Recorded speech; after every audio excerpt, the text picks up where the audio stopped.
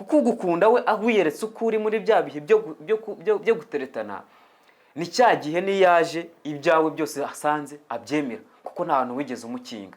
Iyo uvuga ngo ngiye kubaka urugo kandi urugo rwanjye rugomba kuba rwubakiye ku mahoro n'ukuri, ntabwo ibyo bintu by'uburyarya n'uburyamirizi bizamo. Ugukunze akagukunda, ahubwo akazaba yagufasha kuba wagororoka.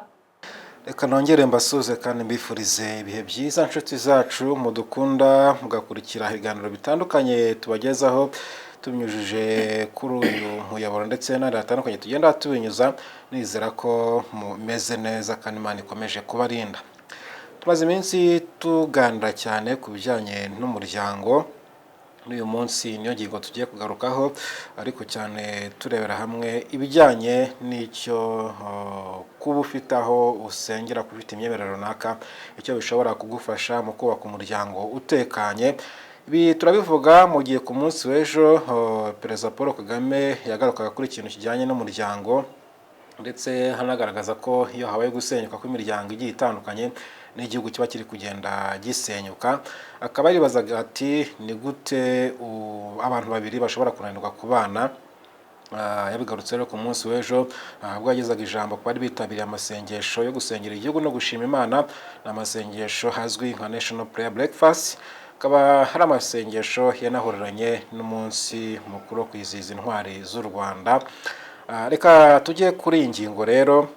Ndi kumwe na Emmanuel Ayishakiye, turabana mu biganiro bitandukanye. Emi, ucyumvira ijambo wowe niki cyakuje mu mutwe?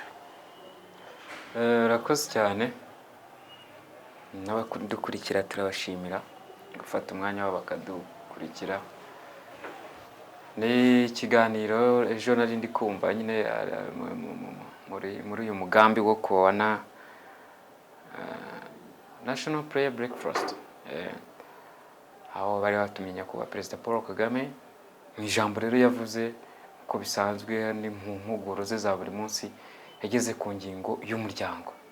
Ni ingingo yari imaze iminsi n'ubundi ivugwa kenshi mu maraporo atandukanye, mu bushakashatsi bwagiye bukorwa bugaragaza imiryango itandukanye, bagashyiraho amategeko menshi atandukanye kugira ngo barebe ko batuma abantu bakomeza kubana bakirinda ugutandukana. Ntekereza ko bana tuyitegeko rishyiraho ko umuntu abantu bashaka gatanya bagomba byibuze kumara imyaka 5 kugira ngo babanze barebe ko abantu byibuze babana. Ariko ni ikintu cyari kimaze kuba ikibazo, byabaye ingingo noneho yabaye yavuzweho cyane, aho Perezida Paul Kagame yabigarutseho yibaza ati kuki abantu babiri baranirwa kubana, biba byagenze bite babiri kandi bahuye bakaganira bakareba impande zombi bakemeranya ko batirikana no tubana, bigenda bite nyuma ngo abantu babiri bananirwe kubana? Umugambi bare wiyemeje utsindwe, unanirwe kugerwaho. Ariko yabigarutseho avuga ko ibyo bishoboka koko, ko hashobora kubaho impamvu zatuma umuntu arakarira undi mugenzi we, atumvikana na mugenzi we, ariko akibaza impamvu abo bantu batakwicara ngo baganire. Urebe mu maso mugenzi wawe mubaza uti byagenze bite, nakoze irikosa yego, umwe yace bugufi undi nyine agira umutima wo kumubabarira, yewe n'ibinongera bongere bicare baganire barebe biri gupfira he. Iyo ngingo rero yagarutsweho. Noneho we ukira aho ngaho ubundi bibananira gute? we akibaza ati kubera iki ngewe igihugu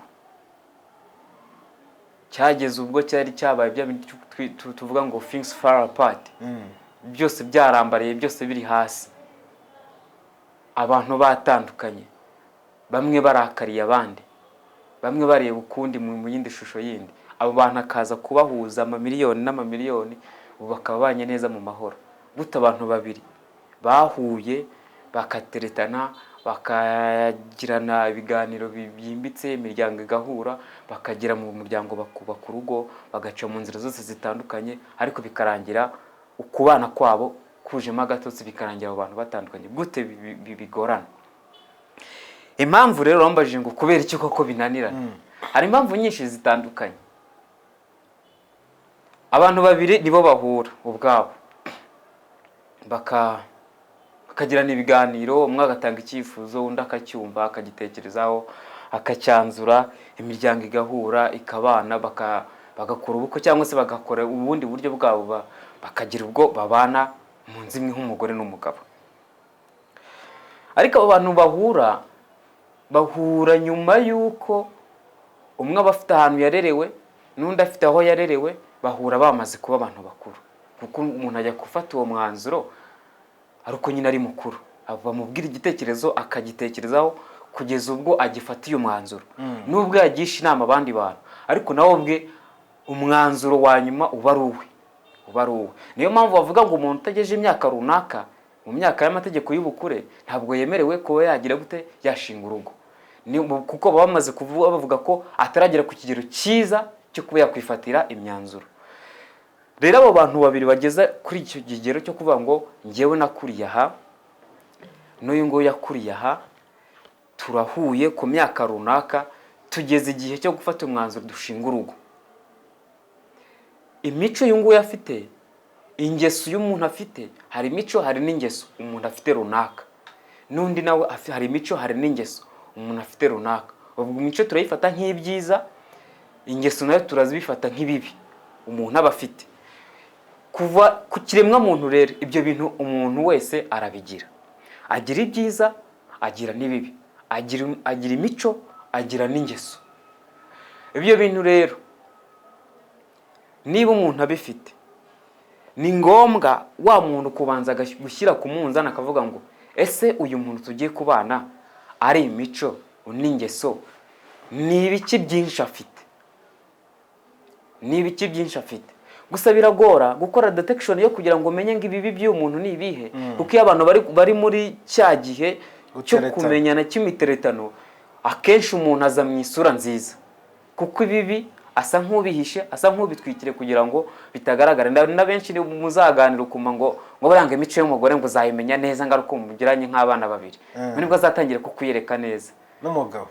Umugabo ntabwo nyine numva bamuvuga, ariko ubwo n'umugabo niko bimeze, ariko umugabo ntabwo nyine numva bamuvuga.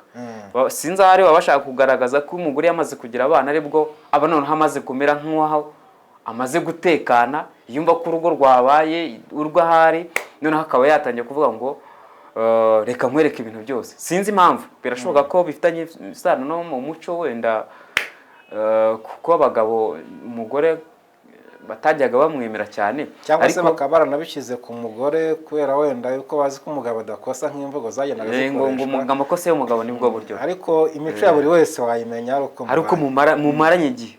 Rero iyo mico ni ingeso buriya nizo akenshi zikunda gutuma abantu batamerana neza, naho imico yo ntekereza ko ahubwo wayishima ukaba wanayimuhembera. Rero umuntu iyo mugeranye mu rugo ugasanga hari ingeso afite, ashobora kuba afite ingeso y'umwanda, ashobora kuba afite ingeso yo kwibagirwa vuba ibyo bamubwiye agahita abyibagirwa, ashobora kuba afite ingeso yo gushurashura, ashobora kuba afite ingeso yo gusesagura, ashobora kuba afite ingeso yo gusuzugura. Izo zose ni ingeso zishobora kuza mu rugo rwawe, ugasanga utwo n'utuntu dushobora gusanga dutuma mutumvikana. Nigeze kuganira n'umuntu arambwira ngo yashakanye n'umugore, afite umugore n'ubu nyine barabana, ariko akamubwira nyine umugabo agakunda ko utuntu tuba turi ku murongo, buri kintu umwanya wacyo, agasanga urufunguzo niba rwakwiye kuba ruri mu rugi cyangwa ahandi hantu runaka, ruri ahantu harurandagaye, igikombe kiri hariya n'ibindi biri hariya, bamara igihe ibyo bintu babipfa. Urumva rero ku mugabo iyo hatabayeho kwihangana kuri ako kantu nk'ako ngako koroshye, bishobora kugera ku kigero cy'uko ushobora no kuba mwisanga muri mu manza, muri mu ntonganya, muri mu mirwano, kubera akantu nk'ako ngako. Kandi ugasanga wenda akadashyira ku murongo nako konyine, ibindi byose ari perfect, ameze neza, ariko kubera ku kantu kandi k'umugabo, kuko nawe navuga ngo ari allergic cyangwa se afite allergie yo kuri ibyo bintu, kubona ibintu byandagaye kamwe bitari mu mwanya wabyo, nyine kumva biramubangamiye, nawe kamere ikaba yazamuka. Rero kumugira ngo umugabo utuntu nk'utwo ngutwo tw'ingeso umwe afite ku wundi dushobora gutuma imibanire itagenda neza. icyo ni kimwe. Ikindi, ushobora kubana n'umuntu ugasanga iteka niba hari ibiganiro mugirana arashaka kuzanamo abandi bantu, uko kuzanamo abandi bantu kandi undi muntu we ntago abyishimira. Mwagakwiye rero kujya hasi mukicara mukajya kuri tapi mugasasa inzobe mukavuga ngo njyewe meze ntya n'uyu nguyu ameze tya. Namaze kubona ko kuko mugiteretana ntago wamenya ingeso z'umuntu. N'abantu bari kutureba aka kanya, niba uri guteretana n'umuntu uzamenye ko utazigera umumenya. Hari abantu bavuga ngo niba ugiye gushaka umuntu ngo banze umumenye neza, ntabwo bishoboka. Icyo cyo ntabwo gishoboka. Indyarya ihimwa n'indyamiriza. Wimwigize ndyarya ngo kunde mumenye nawe yakuzabimenya. Buriya mumenyana neza mwamaze kugera mu rugo. Ariko ntabwo wabura ibimenyetso. Hari ibimenyetso bishobora gutuma, ariko dushobora kuvuga ngo hari ibimenyetso bitewe n'umugambi umuntu aba afite agufite ku muntu. Duvuge niba ari umusore avuga ngo njyewe ngo byankwanga byakunda ngomba kubona uriya mukobwa, icyo gihe nawe ashaka strategies zituma nta kirari na kimwe, nta nzira n'imwe ishobora kukwerekeza ko uwo muntu afite iyo ngeso bitewe n'intego afite. Niba ari intego yiyemeje cyo kugira avuga ngo njyewe nzamwemeze mpaka mbanye nawe, wenda swati afite ibintu byinshi runaka akurikiye, umukobwa nawe nuko akurikiye umusore wenda kubw'ubutunzi cyangwa se n'ikindi kintu afite akurikiye, akora ibishoboka byose kugira ngo ahishe za ngeso ze mpaka runaka. Umuntu yafite intego runaka, mukanya uvuze ko muciye mu ijambo kwindyarya imbwa n'indyamirize. Ushobora kuza ufite izo ntego zo kugira ngo wemeze ukigaragaza uko ushaka kose, ariko nawe akavuga ati nanjye ndashaka strategy z'uko ndabizi ko umuntu ari gutereta adashobora kugaragaza ibibi bye. Ibyo ari kunyereka ndi kubona, ariko nanjye ndashaka strategy zituma hari ibyo nshobora kuba mbona yahishe. Wenda simbibone byose, ariko byanga bikunda ntabwo umuntu yaguhisha ibintu byose 100%. Yego, birumvikana. Indyarya ihimwa n'indyamiriza. Uzi iyo mvuga ahantu yakoreshwa kuri ba bantu n'ubundi bafite intego runaka zabo zihariye zitandukanye n'ukubaka urugo. Kuko umuntu uvuga ngo ngiye kubaka urugo, ibyo bintu ntabwo bizamo. Iyo uvuga ngo ngiye kubaka urugo kandi urugo rwanjye rugomba kuba rwubakiye ku mahoro n'ukuri, ntabwo ibyo bintu by'uburyarya n'uburyamirizi bizamo. Wiyerekana ukuri, ugukunda akagukunda, utagukunda akakureka. Kuko ugukunda we wiyeretse ukuri muri bya bihe byo guteretana, ni cya gihe niyaje ibyawe byose asanze abyemera, kuko nta hantu wigeze umukinga. Rero iyo hajemo utuntu two gucengana, ni cya gihe niyo mumaze kugera mu rugo mutangira gukubitana imyuko, mutangira gutongana, mutangira gukubitana amagambo uti n'ubundi bitewe niko hari intego yawe ku giti cyawe wishyiriyeho, n'undi nawe hari iyo yari afite. None mumaze kugera mu rugo, umwe yamaze kugera ku ntego ye n'undi yamaze kugera ku ntego ye, nta kindi kikibahuje, ni igikizi ntacyo. Ubwo rero mutangira gukubitana imitwe. Ikintu cya mbere gituma cyakwiye gutuma abantu babana ni ukubanza kugira urukundo. Urukundo ni ukuvuga ngo urukundo ngo rutafite icyo rushingiyeho ntabwo rubaho. Ngiye ku giti cyanjye mbona urukundo rudafite aho dushingiye ntabwo rubaho, kuko buri muntu wese ashyiraho ibyo agomba kugendera, avuga ati uyu mukobwa umeze utya, umusore umeze utya, ugenda gutya umeze gutya. Ibi byose nibyo umuntu ashyiraho, ni condition umuntu ashyira kugira ngo akunde mugenzi we. Ariko rero hari ibintu utagakwiye kwirengagiza. Ukuri ntabwo kwakwiye kubura mu rukundo rwanyu. Ikintu cyitwa ukuri, ukiyerekana ukuri. Ugukunze akagukunda, ahubwo akazaba yagufasha kuba wagororoka mu nzira yindi nziza ashaka, akaba yabasha kugufasha muri urwo rugendo. Cyangwa se niba hari ibintu abona yakwihanganira kandi bitagize icyo bitwaye mu kuba mwakubaka urugo, akaba yagira ikintu cyitwa kwihangana. Ubundi kwihangana no kwihanganirana bituruka ku kintu kimwe. Ni ukuvuga ngo igihe cyose mufite intego imwe yo kubaka urugo, mu kubaka umuryango, ni hazana bya bibazo na za mpamvu zindi kwihanganira bizaturuka.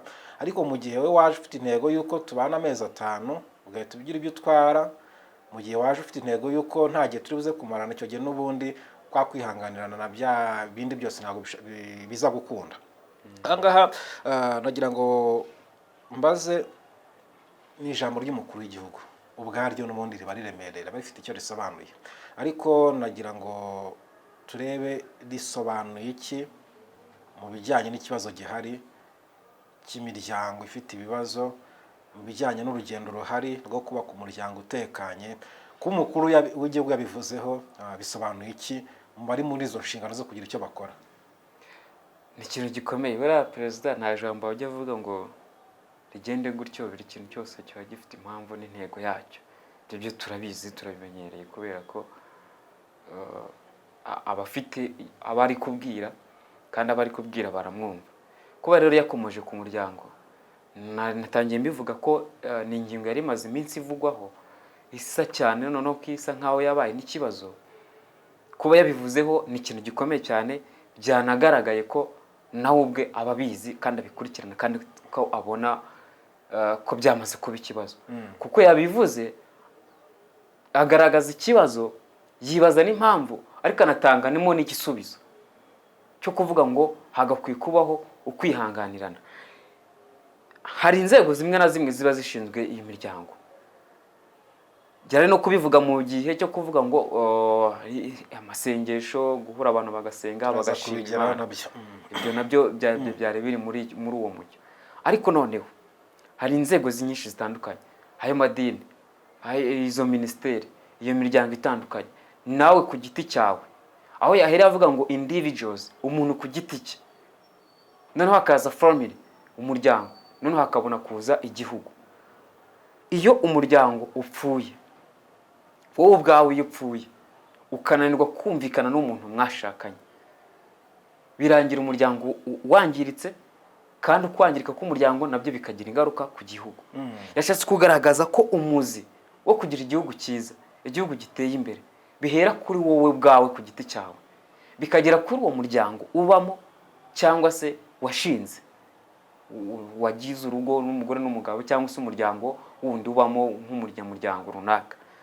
Ibyo ngibyo icyo gihe iyo bibaye neza, cyangwa se iyo uri umuntu w'ingirakamaro muri uwo muryango, biragenda. Iyo wigiriye umumaro ku giti cyawe, bigira umumaro umuryango wawe, bikagira umumaro, bikagenda bikagera no ku gihugu. Iyo niyo ntego ya mbere yashaka kugaragaza. Ariko noneho abafite inshingano muri izo serivisi, muri izo gahunda zose, bagakwiye kuba nabo bakuramo isomo, bakavuga ngo twakwiye kubanza kubaka umuntu ku giti cye. Tukavuga ngo wowe ku giti cyawe umeze ute? Ese ubundi iyo utegereje kubaka umuryango wumva hakwiye kubaka ute? Ni iyihe ntego waba ufite mu gihe ugiye kubaka umuryango? Ese muri uwo muryango urimo umumaro wawe ni uwuhe? Kugira ngo none uzavuge ngo ugiye kubaka igihugu, ngo uri umunyagihugu ufitiye umumaro igihugu, ubundi wowe ubwawe wifitiye umumaro. Hari iterambere wabashe kwigezaho mu biganiro ukora, mu mirimo yawe ya buri munsi, mu ngamba zawe ukora muteganya, hari imbaraga bifitemo. Ese niba byamaze kugira umumaro wo ku giti cyawe, abakwegera abagize umuryango wawe, ni izihe nyungu bagukuramo noneho kugira ngo ugere ku gihugu? Icyo gihe rero hahita hazaho noneho tukareba abandi bagiye kubaka umuryango, bavuga ngo bari gukora divorce, bari gushaka gutandukana. Yabahaye mukuru wo kuvuga ngo ese niba koko wabonye mugenzi wawe hari icyo mutumvikanyeho, yakoseje, yego yakosheje, kuko nta muntu ubaho udakosa. Mbere yuko uhita utandukira yo kuvuga ngo reka dutandukane, mwigeze mwicara muraganira. Ese wowe wakoze ikosa, wigeze wemera ikosa wakoze, uca bugufi usaba mugenzi wawe partner mubana mwamwiyemeje kubana, umwereka intege nke wagize, ugira umutima wo guca bugufi? Icyo cyabayeho. Ese wowe niba wabonye ko mugenzi wawe yakoze ikosa, hari umutima ufite wo kumubabarira? Reka tufate ko ibyo bibaye, arongeye ikosa rirabaye, arongeye ariguyemo, cyangwa se aguye no mu rindi, uracyafite wa mutima wo kubabarira wa muntu? Ibyo bintu byose rero bishingira ku rukundo n'intego muba mufite yo kuba mwakubaka urugo rwanyu rukomeye. N'umukoro aba yahaye ba bantu rero byose, ari abantu baba babyumvise kandi baba bari muri iyo instant yo kuvuga ngo ntago babanye neza, bari gupfundana imitwe, bari kutonganya, bari mu ntonganya, bari fite ibintu bari gupfa. Hari abantu baba babyumvise. Abantu ni wo mwanya wo kuba bababonye, wo kuba akuswa mugani ko mukuru w'igihugu aba yagarutse kuri iki kintu. Kandi nawe umuryango ku giti cye, personal umuryango we n'umudamu we n'abana be babanye neza. Noneho umuryango we mugari noneho w'igihugu igihugu ukakibanishije neza gute abantu babiri twe twananirana ese twaricaye turaganira ibintu birananirana kuki ngewe ntafite umutima wo guca bugufi ngo nsabe imbabazi umugenzi wanjye kuki nge ntafite umutima wo guca bugufi ngo mbabarire uwankosereje niba ibyo bintu bidahari niye ntego turimo ese turi mu yihenzira yo kubaka cyangwa yo gusenya ibyo bintu byose nibitekerezwaho na cyane ko umukuru w'igihugu aba yabivuzeho akanaduha inama n'umurongo mugari dushobora kuba twanyuzamo kugira ngo dukemure ikibazo cyacu byatugirira umumaro kuko uriya ni mukuru ni inama none n'umuyobozi w'igihugu ayamaze kubona ko ikibazo cyamaze kuba ikibazo ariko nawe ku giti cyawe individuals zikwiye kwicara abo bagize imiryango bakicara bakaganira bagasubiza agatima impembero bakareba bakavuga ati intego ubundi dufite ni iyi kuko iyo dutandukanye ugutandukana bigira ingaruka zanyu ku giti cyanyu ariko n'ababakomokaho bikabagiraho ingaruka nibi bigira ingaruka kuri abo bombi rero ibaza igihugu abantu bagize imiryango igihugu cyose bagiye bahura n'ibyo bibazo igihugu cyaba kiri kugana he